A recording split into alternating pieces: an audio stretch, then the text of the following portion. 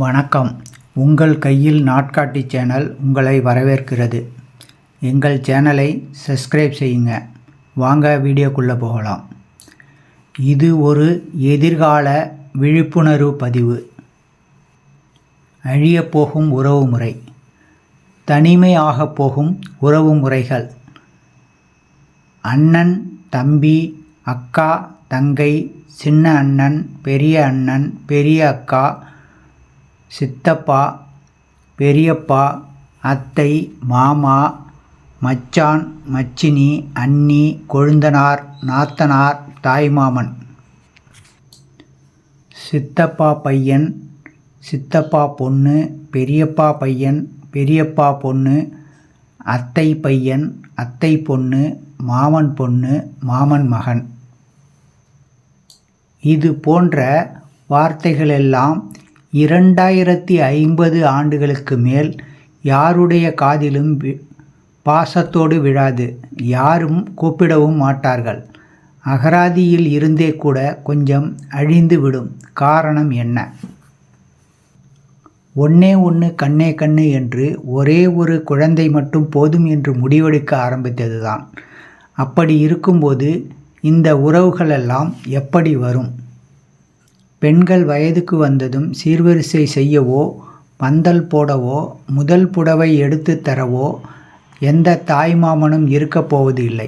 திருமணத்தின் போது அரசாணைக்கால் நட எந்த அண்ணனும் இருக்கப் போவது இல்லை. மாப்பிள்ளைக்கு மோதிரம் போட எந்த தம்பியும் இருக்கப் போவது இல்லை. குழந்தைக்கு மொட்டை போட யார் மடியில் உட்கார வைப்பார்கள்?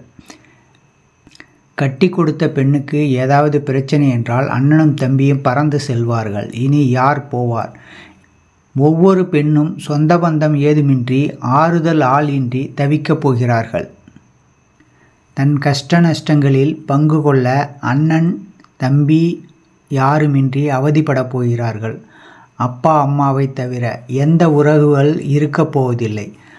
அந்த ஒரு குழந்தையும் வெளியூருக்கோ இல்லை தனி குடித்தனமோ சென்றுவிட்டால் ஒன்னே ஒன்று கண்ணே கண்டு என்று வளர்த்தவர்கள் எல்லாம் வயதான காலத்தில்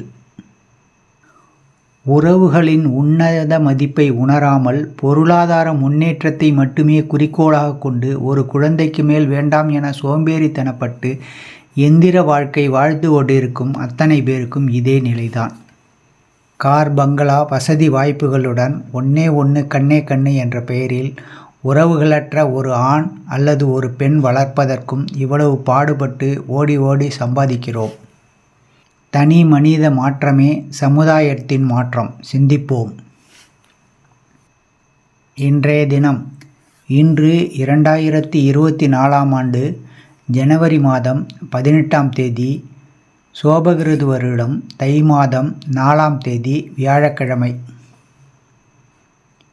அஷ்டமி திதி இரவு 1:26 வரை. அதன் பின்னர் நவமி திதி. ரேவதி நட்சத்திரம் காலை 8:31 வரை. அதன் பின்னர் அசுபதி நட்சத்திரம். ராகு காலம் மதியம் 1:30 முதல் 3 மணி வரை. யமகண்டம் காலை 6 மணி முதல் 7:30 மணி வரை. குளிகை காலம் காலை 9 மணி முதல் 10:30 மணி வரை. நல்ல நேரம் காலை 10:30 மணி முதல் 11:30 மணி வரை. மாலையில் நல்ல நேரம் இல்லை. கௌரி பஞ்சாங்க நல்ல நேரம் மதியம் 12:30 முதல் 1:30 வரை. இரவு 6:30 முதல் 7:30 மணி வரை. சித்தயோகம் காலை 8:31 வரை. அதன் பின்னர் அமிர்த யோகம். சந்திராஷ்டமம் பூரம் நட்சத்திரம் மட்டும். தஞ்சாவூர் சூரிய உதயம் காலை 6:39. இந்த பதிவை லைக் செய்யுங்கள். உறவினர் நண்பர்களுக்கு ஷேர் செய்யுங்கள். எங்கள் சேனலை சப்ஸ்கிரைப் செய்யுங்கள். நன்றி, வணக்கம்.